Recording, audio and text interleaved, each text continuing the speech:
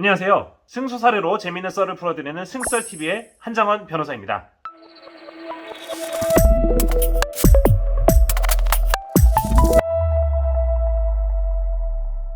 저번 달에 양양에 여행을 갔다 오는 길이었어요. 주말이라 그런지 차가 엄청나게 막히더라고요.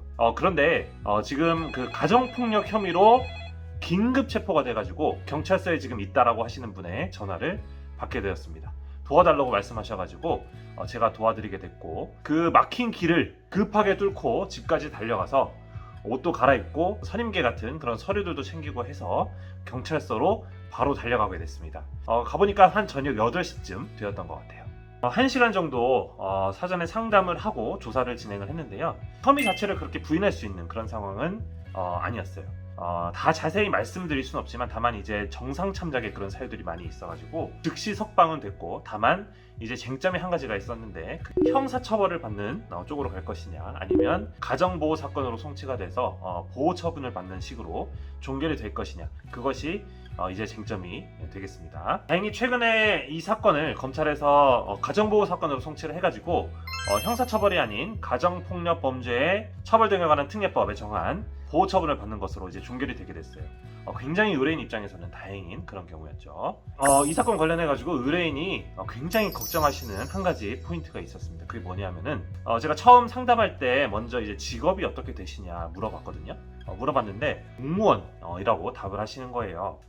제가 아차 싶었습니다. 왜냐하면은 사실 사안 자체는 뭐 가정보호 사건으로 송치될 만한 그런, 어떻게 보면은 경미한 그런 사안이었는데, 공무원의 경우는 수사가 개시만 돼도 자동으로 그 수사 개시 사실 자체가 그 직장에 통보가 되는 거거든요. 그래서 그 부분이 좀 부담이 될 수가 있는 거예요.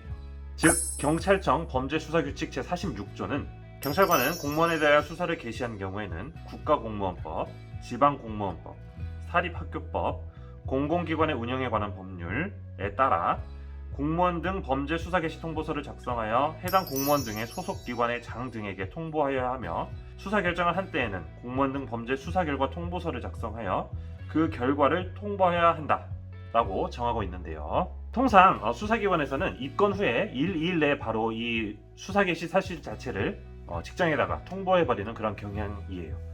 그런데 이제 반면에 그 사기업에 다니시는 그런 분들의 경우에는 수사기관에서 수사 개시 사실을 통보할 만한 어떤 그런 법적 근거가 없기 때문에 그 통보가 이루어지지 않고 있습니다. 그래서 제가 그 의뢰인이 지금 공무원이시라고 하니까, 그렇게 되면은 이 수사 개시가 지금 된 상황이기 때문에 수사 개시 사실이 직장에다가 통보될 위험성이 있다라고 이제 설명을 드렸더니, 의뢰인분이 이제 벌벌벌 떠시면서 뭐 그렇게 되면 저 회사 못 다녀요, 잘려요 라고 말씀하시면서 그렇게 걱정을 많이 하시는 겁니다.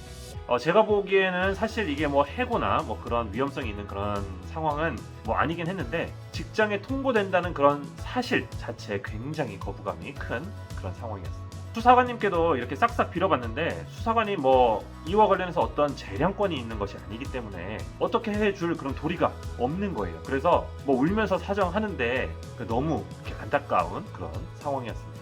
그런데 그 부분에 관해서 지금 수사관, 그리고 이제 의뢰인하고 이렇게 오랫동안 얘기를 하고 있는데, 이렇게 듣다 보니까 의뢰인의 신분이 그냥 일반 그런 공무원이 아니라 공무직, 그러니까 무기계약직이라는 거예요. 공무직 공무원은 사실 공무원이 아니거든요.